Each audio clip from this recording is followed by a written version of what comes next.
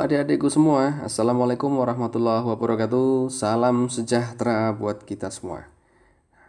Selalu semangat, kita adalah para pejuang UTBK. Oke, kali ini belajar bareng The King Education akan membahas materi tentang permutasi, kombinasi, dan peluang. Ini materi langganan juga, bahkan lumayan banyak proporsinya ketika ada di soal-soal TPS kuantitatif.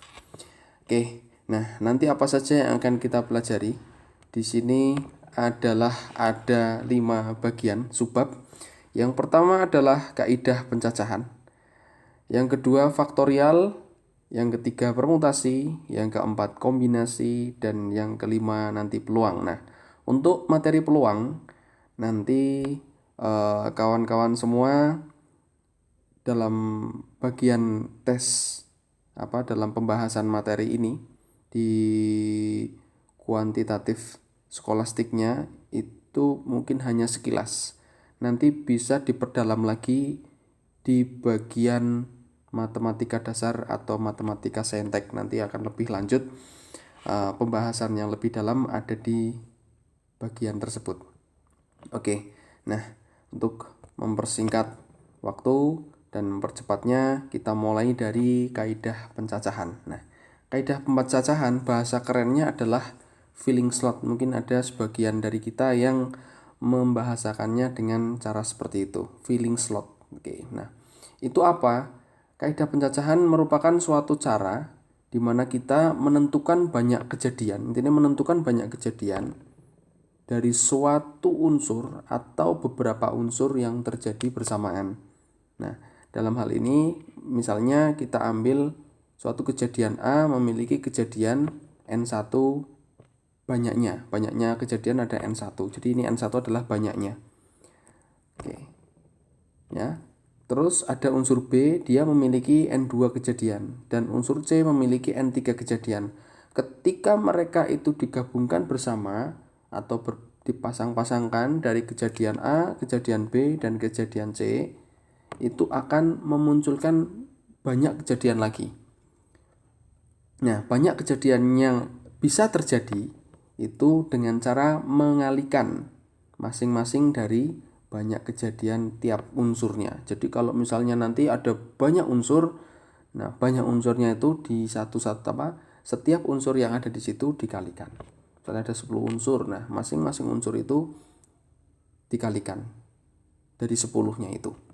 10 unsur itu punya berapa masing-masingnya, nanti dikalikan satu-satu. Nah, itu adalah mencari banyak kejadian yang mungkin atau bisa terjadi dari beberapa unsur dengan cara kaidah pencacahan. Ini namanya kaidah pencacahan atau filling slot. Nah, dalam ini misalkan kita contoh nih, di situ ada misalnya ada 5 celana, 7 baju, dan 3 pasang sepatu.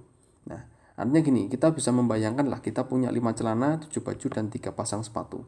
Ketika kita mau bepergian dengan menggunakan barang yang kita punya ini, kan tidak mungkin dipakai semua. Artinya kita memasangkan ya, ada celana, baju, dan sepatu kita pasangkan. Nah, pasangan-pasangan itu akan memunculkan keadaan yang berbeda. Oke, nah banyak keadaan yang berbeda itu berapa? Itu dengan cara dikalikan.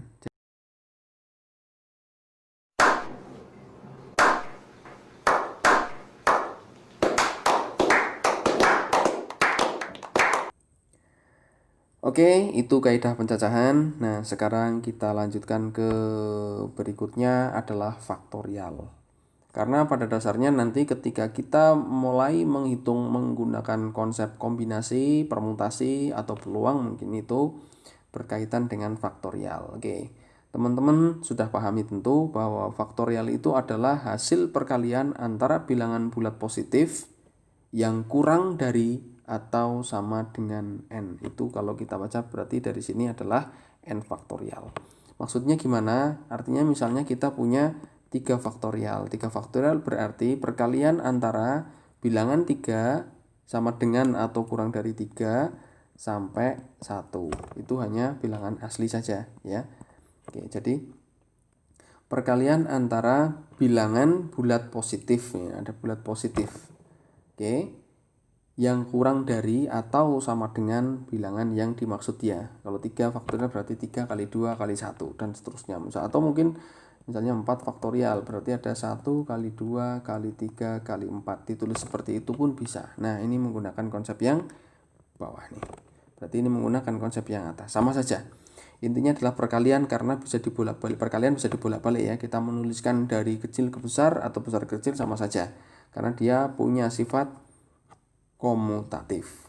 Oke ya, itu faktorial. Dipahami? Nah, dari persamaan ini kita tentu paham bahwa sebelum ada n itu ada n-1. Sebelum ada n-1 ada n-2 dan seterusnya sampai 1. Oke, nah konsep ini biasanya kita gunakan ketika menyelesaikan soal-soal yang berkaitan dengan penyelesaian rumus. Barangkali nanti ada contohnya kita bahaskan.